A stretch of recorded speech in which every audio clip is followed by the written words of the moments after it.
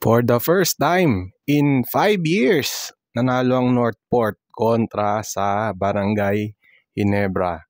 Yan po ang naging pangyayari sa PBA Commissioner's Cup kanina, no? Ang date na yan ay January 8, 2025. At yun nga, nanalo ang Northport laban sa Ginebra 119-116.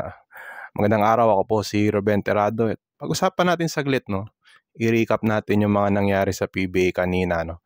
At yun nga, yung main event ngayong araw ng Miyerkules ay nanalo ang Northport, yun nga sa score na 119-116. Napaka-exciting nung game at pinakita ng Northport na seryoso sila na manalo ng mga laro as many as they can. Gusto nilang patunayan na sila ay isang contender para sa Commissioner's Cup na ito at mukhang pinakita nga nila yon, no, sa kanilang pagtalo sa Barangay Ginebra. 3 lang ang lamang, no, pero lamang ang Northport by as many as 18 points. Pero again, as expected na rin naman ay humabol itong Barangay Ginebra, pero talagang yung Northport desididong manalo, no. Pinakita nila yung kanilang composure and yung progress ng development na this conference, no, na pinatunayan nila na kaya nilang manalo in crucial situations.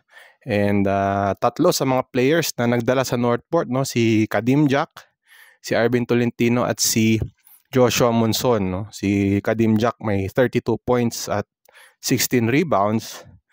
Si Arvin Tolentino naman, pinakita na kaya siya number 2 sa BPC race. Pinakita niya kanina kung bakit siya nandun sa pwestong yon, dahil kanina ay nagtala siya ng 29 points at 6-for-9 shooting from threes, no. Yung iba dun very crucial, no. Meron ngang mga ilang baskets siya dun sa fourth quarter na talagang in a way backbreaker para sa Ginebra, no, nung sila ay gumagawa, no, nung sila ay nag-a-attempt na makabalik sa laro, may mga crucial na tinira itong si Arvin Tolentino, no. So big game for Arvin Tolentino. And then isa ring magandang nilaro si Joshua Monson with 27 points, 6 assists, 2 steals and 1 block. Pinakita na naman niya na yung kanyang all-around game sa opensa at depensa.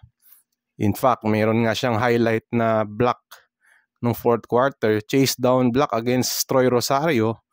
So talagang pinatunayan na naman ni Joshua Monson na talagang isa siya sa mga top defensive players ng PBA, no. And after the game, nakausap natin si Coach Bonitan ng Northport at sabi niya, statement game para sa kanila itong laro ng Northport kontra Barangay Ginebra, kasi nga 14 games na silang hindi na nanalo sa Barangay Ginebra. The last time they won was December 14, 2019. Game 1 ng PBA Governor's Cup, nanalo yung Northport against Ginebra.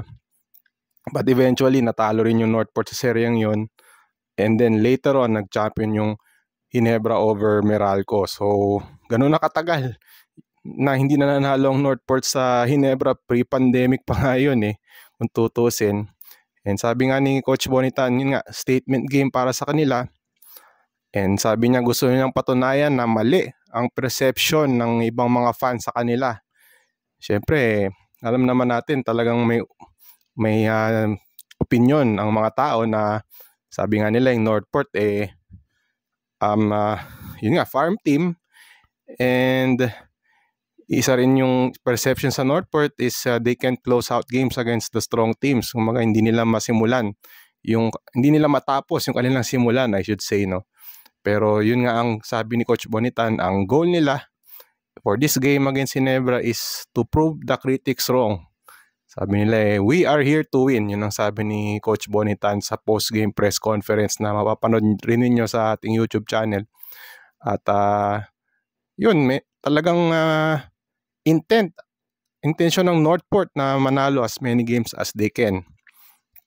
And then nga, sabi nga ni Coach Bonitan, we are here to win. Meanwhile, nung nakausap natin si Coach Tim Ko ng Barangay Ginebra, nagpa-unlock siya ng interview, although maiksi lang. Sabi ni Coach Tim Cone, Northport is for real. Talagang nahirapan sila. Lalo na sa opensa ng Northport na very efficient sila kanina. 52.4% from the field itong Northport sa kanilang game against Barangay Ginebra.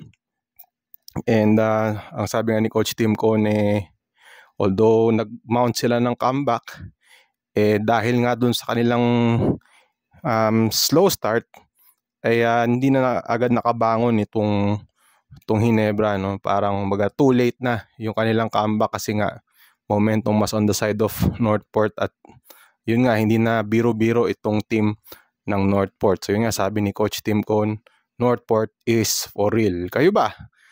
Tingin nyo ba Northport is for real? After nitong kanilang panalo na dahil nga sa panalong yun ay 7-1 na itong Northport na natili sila sa first place. Is Northport for real? Well, kung ako tatanungin nyo, mukhang Northport is for real. No? Ang ganda ngayon ng nilalaro ng Northport. Meron silang sistema na fast-paced na mukhang akmang-akma sa mga pyesa ng Northport. And isa sa mga nag-flourish talaga sa sistema ni Coach Bonitan is si Joshua Monson na talagang lumabas uli yung kanyang laro. We know him dati as a scorer nung nasa ABL siya, pero tumamlay yung kanyang career nung nasa Terra Firma siya. But ito, parang nagkaroon ng revival yung career ni Joshua Monson.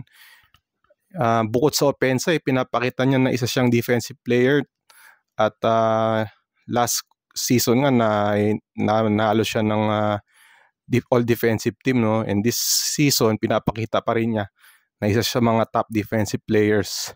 So talaga nag-thrive si Joshua Monson sa sistema ng Northport. And then siyempre, of course, si Arvin Tolentino talagang binigyan siya ng green light na maging scorer at maging very versatile player. Talagang nagagamit niya ngayon yung kanyang pagiging stretch big. And dahil nga doon sa freedom sa kanya, no? And of course, sa system na run and gun ng Northport is nasa number 2 siya sa BPC. So again, another impressive win para sa Northport. Hindi pa nagtatapos yung kanilang conference, no?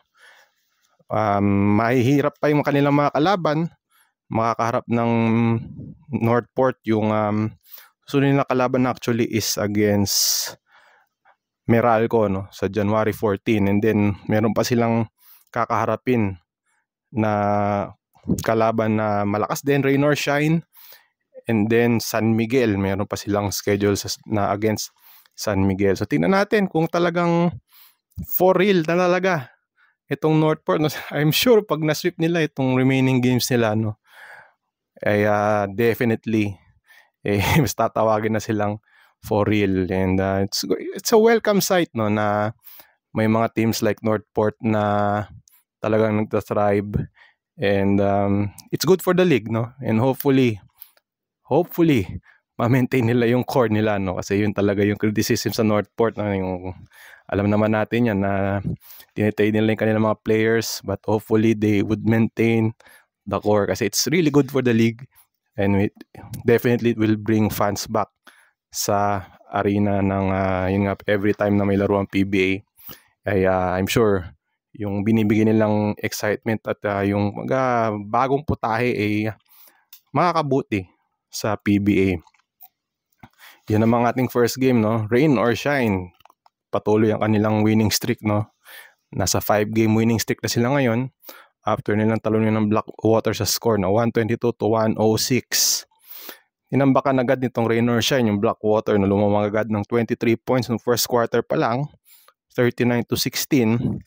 At yun nga, hindi na tuloy-tuloy na yung kanilang pagratsyada at hindi na nila pinakawalan yung lamang. Although may mga parts na humabol yung Blackwater, pero masyado nang malaki yung lamang ng Rain or Shine at nahirapan na itong Blackwater na makabangon. Itong si Dion Thompson ang gumawa, no? Isa sa mga gumawa, I should say, 25 points, 16 rebounds, si Adrian Nocum 22 and si Santi Santillan with 20 points. Ang concern actually ni Coach Yengyao sabi niya ito sa press conference na baka maging may kalawang, no? Baka hindi sila maging sharp entering the game, pero pinakita nila na doon pa rin yung sharpness nila at hindi sila nag-relax nung holiday break nila.